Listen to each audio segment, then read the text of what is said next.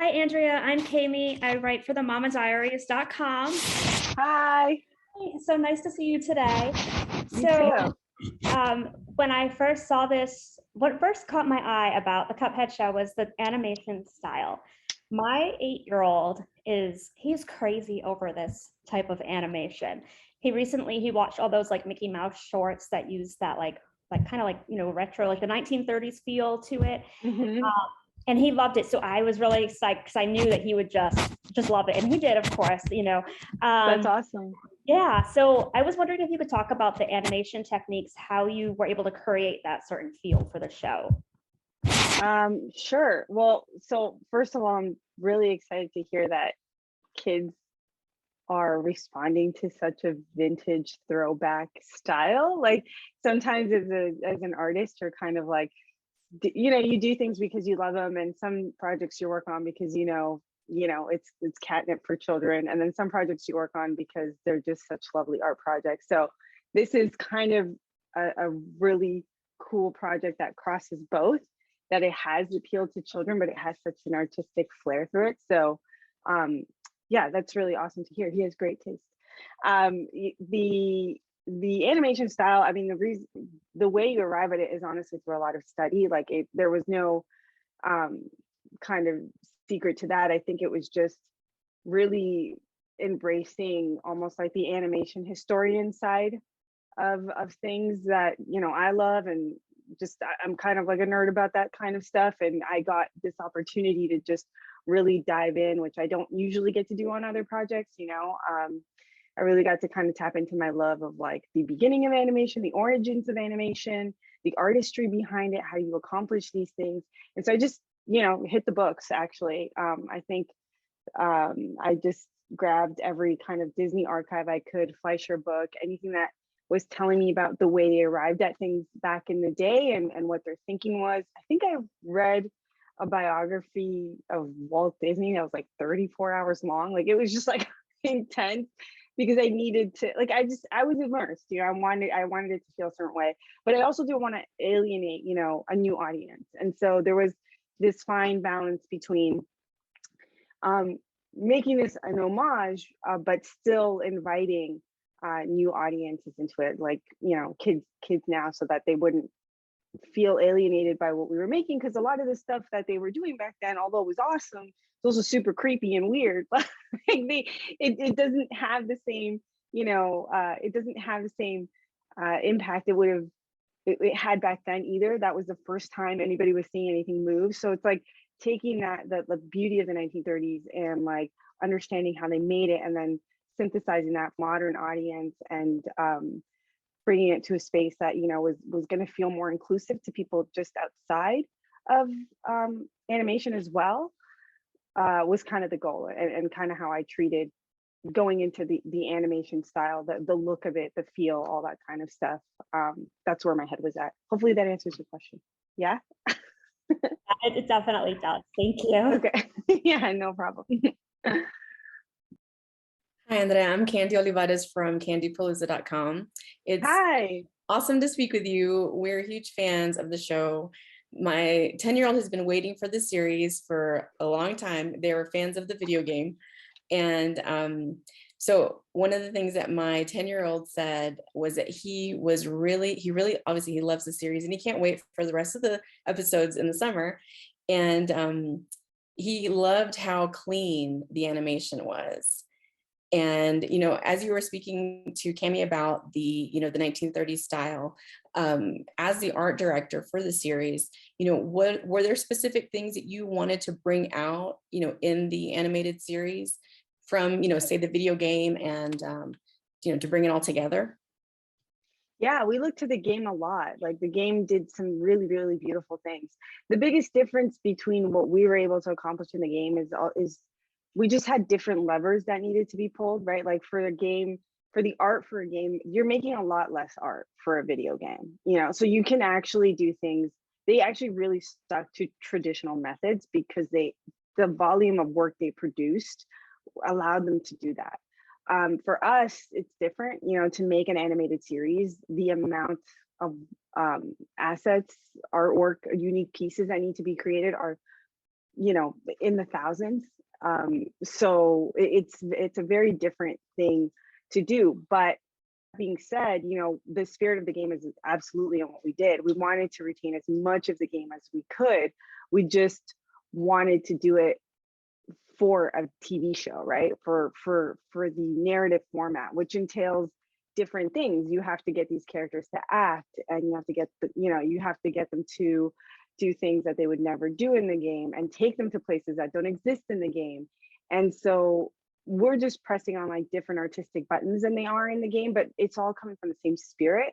And it's something that we wanted to feel like they come from the same world, but almost like they were shot on slightly different cameras. Or it's like if back in the day you saw this you would never see this in an arcade because it doesn't work. But that idea that like you could see this in one medium and then translates to another one in a really kind of cohesive way, allowing for the differences to still remain there, because the differences needed to be there. I like that you said he was your son. My 10-year-old. Yeah, was kind of picked up on how clean the animation is. Like Yes. That is something we talked about a lot, because we knew that fans, like there's this like grittiness to the game, and they can create things in a way that, because it's paper, like and watercolor that you're seeing on screen, it has this really nice kind of tactile quality to that. We couldn't do that because obviously we had to use digital tools. So we did instead was like up the ante. We made the production value higher so that you as a consumer still felt like you were getting something that was top tier, like premium for TV kind of thing. Yes. And so that's part of it. Some people don't like that it's clean, but I think we were aiming at a modern audience, right? Like we were like, as much as we love the video game, we had to make something new and something innovative and push the envelope in our medium. And they were pushing the envelope in the kind of game space, and I think we needed to push the envelope in the animated format. Beautiful job. Thank you. Thank you. That's a great question. Hi, I'm Ashley Saunders from withashleyandco.com. Thank you so much for Hi. taking the time to speak with me today. Of course. So my daughter, she's obsessed with creating and animation and stuff like that. And she wanted to know, when did you discover your love of animation, and who were your greatest influences?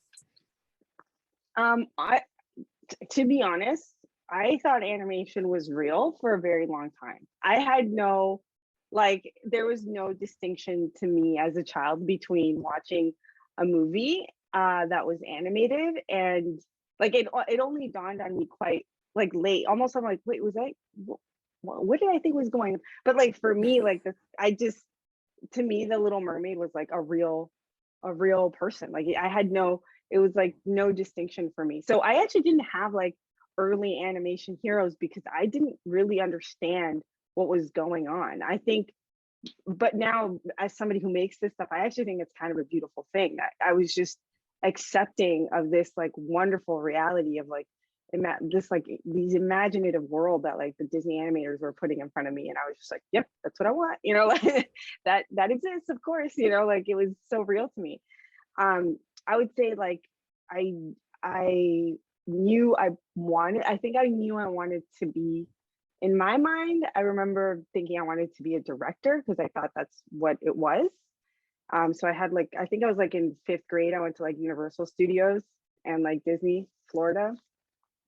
And everyone was like picking out their like Hollywood star that they were gonna, like my sister picked like actress and my brother picked like the Terminator. And I was like, no, I want the director badge. Like, because I thought that I could make movies. Like that's what I thought was what I was going to do and what I wanted to do. And I always knew I could draw. So it was like this kind of like thing that came together that was like, I liked art and I liked making films and movies, and almost like this is like the mixture of those two things. Animation is a mixture of those two loves. I think as a student, and as when I finally discovered what animation really was and how daunting and crazy and insane it was, and I almost quit college because of it, I was like very inspired then by actually like Mary Blair, because I thought she was like the only person at the time that I could find that was like, well, she's in animation and she did all these like movies that I loved as a kid. And that was like really inspiring to me as like as a college student when I was like figuring out what animation really was and how I could fit into the space.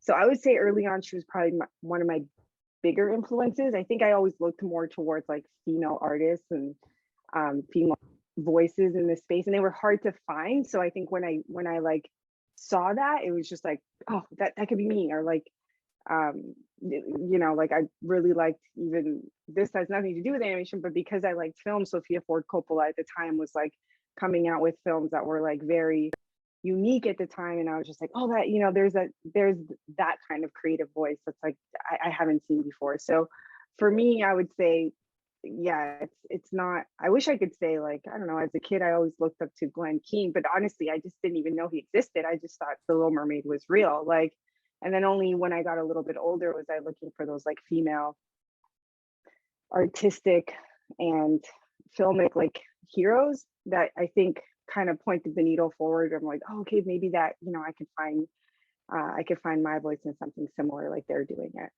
And I wish there were more at the time than Mary Blair, but that really was one of the first people that I really was like enamored with, and her history at the Walt Disney Company. Thank you. Yeah, no problem. I wish I had more, but there weren't that many, unfortunately, like female. Well, that's ones that, like, why, really you know, spoke to ladies me. like you are, you know, you're making that change now. So the next generation will have plenty to look up to. Right. No, I think that's what's been wonderful about at least the last 5 years, is that there are so many more women and, you know, in this space, and girls who know who those are. Like that's, you know, that's really exciting that that's starting to shift. Hi, I'm Jana from Whiskey and Sunshine. Hi. And so, and you know, kind of a almost tags on to Ashley's question, but not entirely. But do you have a favorite style of animation that you prefer to create or work with? I have like style ADD, and I think that's because I actually have ADD. So like for me, it's been animation has been really fun because of that, because one of the, you know, virtues of an animation artist is that they can shift and mold into different styles. It's kind of part of the gig, you know. When you're an illustrator or a fine artist, it's really about your own unique voice and finding your thing and finding your aesthetic. In animation, you get to kind of step into, I look at it as like I don't know, like a dress up box, and I get to like pick different like different styles to wear and play with. And this is very different than what I did before this. I worked on a show called Unikitty that was like sparkle explosion, and I loved it. Like the palettes were exciting and there was so much texture, and it was exciting to me because I was like, who's ever gonna let me make a world full of glitter and a cat that lives in a pink castle that looks like a cat? Like that's insane. Who's gonna let me do that? I want to do that. So that was really exciting to me for that reason. And then stepping into Cuphead was like really exciting because I got to flex this love that I have for the actual medium of animation, like where it started, the history behind it, the kind of naturalistic palettes that come along with it. So I would say, and you know, next I really want to probably try something in the 3D space and push that. Like I think for me, it's less about the style and more about the world I feel like stepping into for about 2 to 3 years, and how I'm going to wear that and how I want to like play in that space, and the kind of artistic skills I want to push within while I'm working on that specific show. I will say my heart beats a little faster for 2D because I think it's this like classic timeless medium. I don't, you know, I've tried watching Toy Story. I loved it when I was young, and I look at it now and I'm like, that is terrifying to look at. After all this time, it hasn't aged well. But then I look at a movie like 101 Dalmatians, which was probably made in like the 60s, and it's gorgeous. It retains this like artistic beauty that, you know, a lot of the other animated mediums can't hold on to. So style wise, I have ADD. I kind of love it all. As long as it's beautiful and fun to play with, I'm into it. But medium wise, I have a special little place for 2D animation. Thank you. Thank you. Right. Hi, I'm Christy from Lights Camera Mom. Hi. And I'm, again, like everyone else, my 7-year-old son, I think he binge watched the entire series on a Saturday, which I don't know if that makes me a bad parent or him having really good taste in animation, but he wanted to go for it. So we just blew through the whole series because we loved it. I love it. But I know that you were, and just kind of, again, playing off of Ashley's question a little bit, talking about your inspirations for animation when you were growing up. So considering it is International Women's Day and looking at, inspiring young women, if there are young women who are watching this and saying, you know what, I want to do that. I want to be an animator. What would be your advice to them as far as getting into the entertainment space, the animation space? What kind of steps can they take to work on pursuing that? I think, I think when I was younger, I would have been like, work hard, work every day, get really good at drawing. But I think the more I get into it now, I actually think it's the opposite. I actually think you have to play a lot. I think you have to keep that sense of play alive as long as you can. I think I was one of those kids that was like very aware of childhood. Like I did not want to grow up. I was like, I'll take my time. Everyone's rushing to it. I'm good. And I think like that's kind of helped me in what I do, like retaining this like sense of creative playfulness. I think is super important. So as much as you have a goal of, maybe the goal is to get really good at drawing over a summer, or to, I don't know, maybe shoot a little movie with your friends over, a weekend. Like, I think that's the kind, if you're a kid, like that's the kind of things that I think you should explore at that point.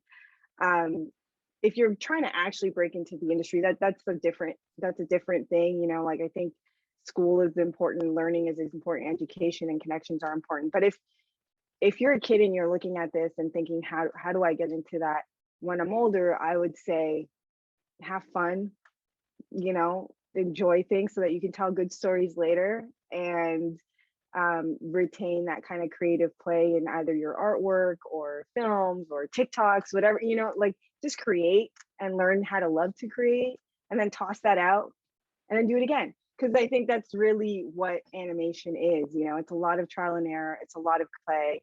And you have to really like hone in on those skill sets to kind of make things that are, deemed successful for other people to watch. And when you're a creator in this space, like that's really what it takes. You're really putting yourself out there, showing your ideas, trying, failing, trying it again. Like, and through it all, you have to kind of still retain that, like, hey, this is fun. At the end of the day, like I'm hanging out with these 2 cups, like, and we're blowing up stuff. Like, it's funny. You can't, I try, it is a job, of course, but at the same time, I try to keep that perspective when I'm working on stuff. And I think kids more than anyone should really, really hold on to that perspective while they're thinking about maybe venturing into making animation. That's awesome. Thank you. Yeah, no problem.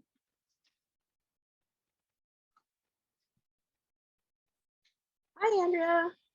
Hi. How are you? Good.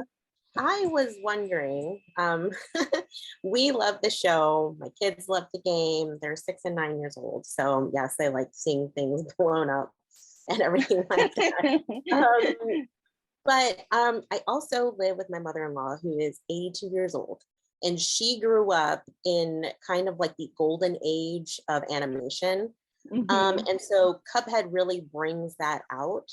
And we were kind of talking about the differences that, Cuphead brings, because I know there's a lot of kind of negativity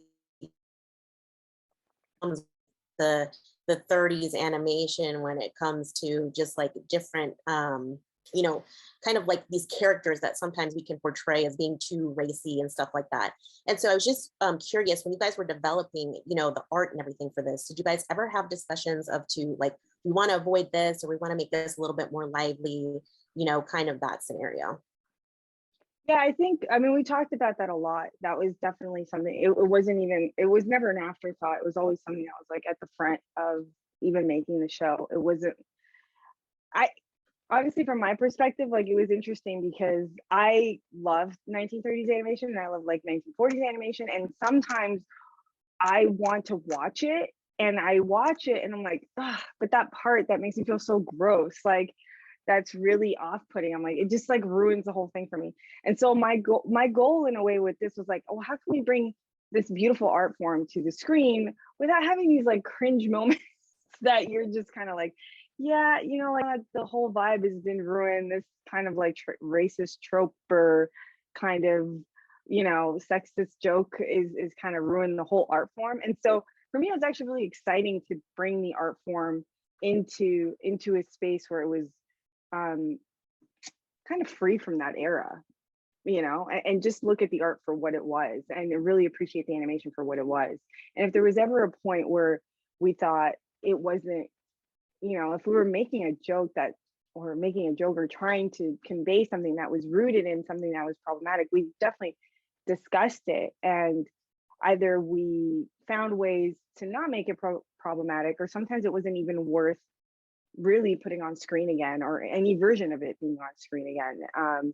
So it was a really kind of heavily discussed show in that form, because we wanted to be not just sensitive but also really have it feel so that you can watch it and have that nostalgia come back and not feel icky about what you're watching all over again, right? Like that was a big goal, at least for me when making the show.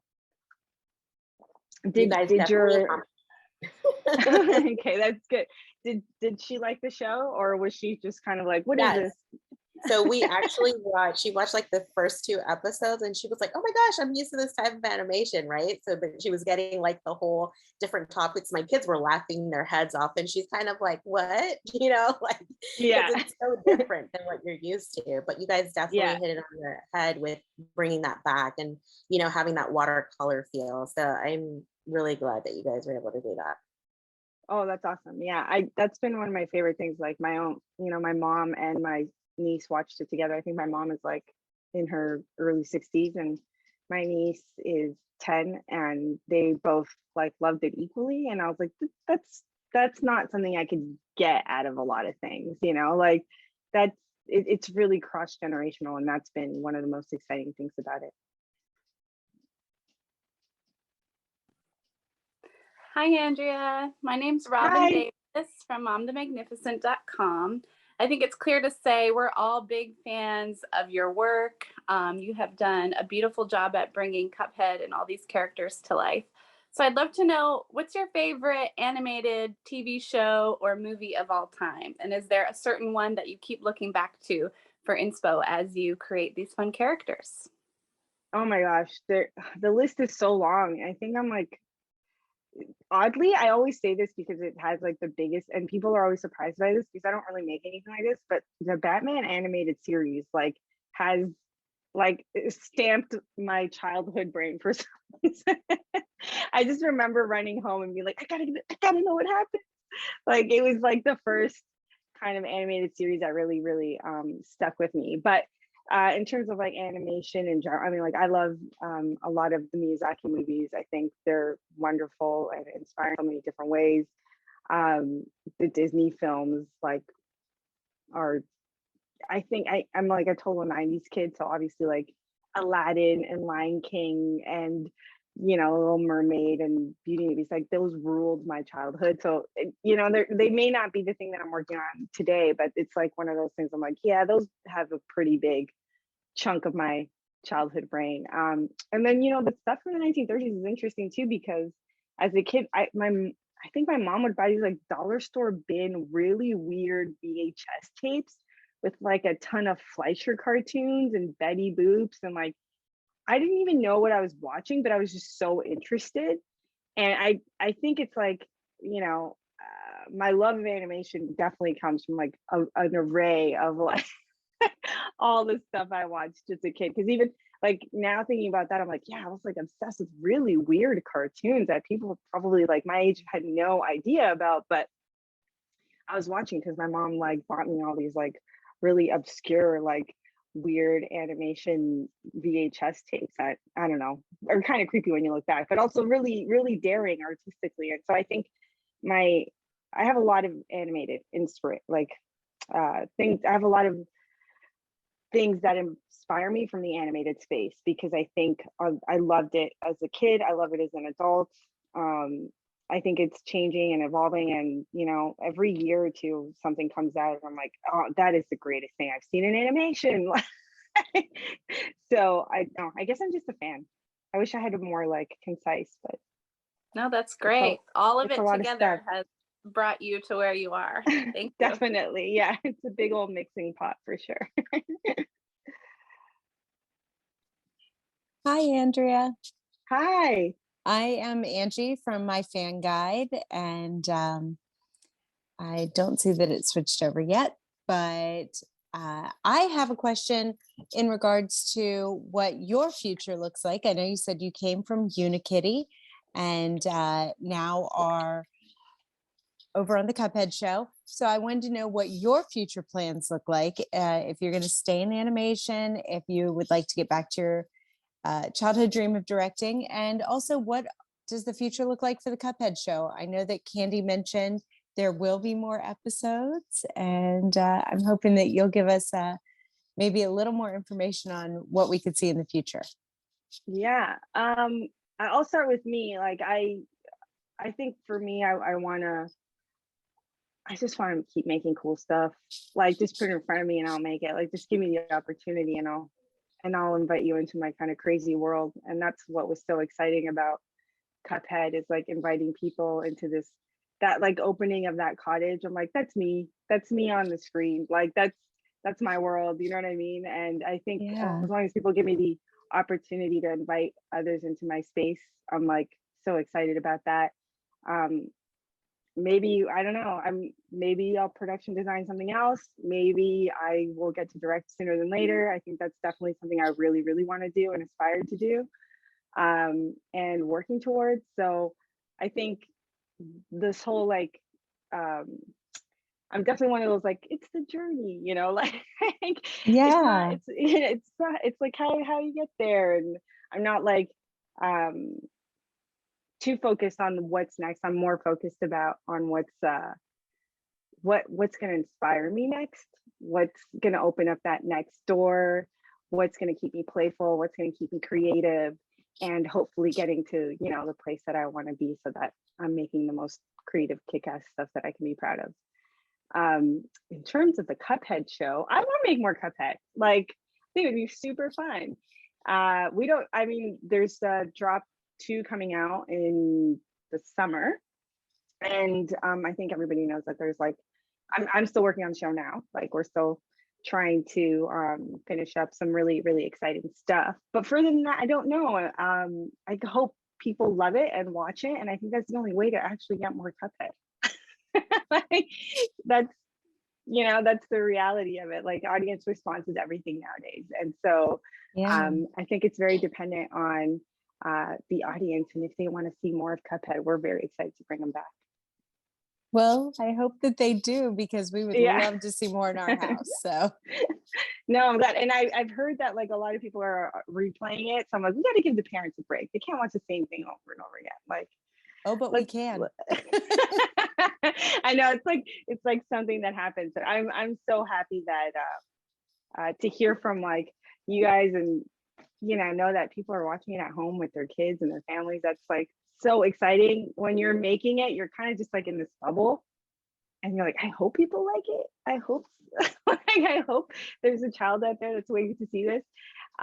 There's a family that's waiting to see this, and so it's super, super awesome to hear directly from you guys what's going on in your homes and how your families are responding to it and how you are responding to it. It's very exciting. Well, thank you so much. Thank you. It's been a pleasure speaking with you.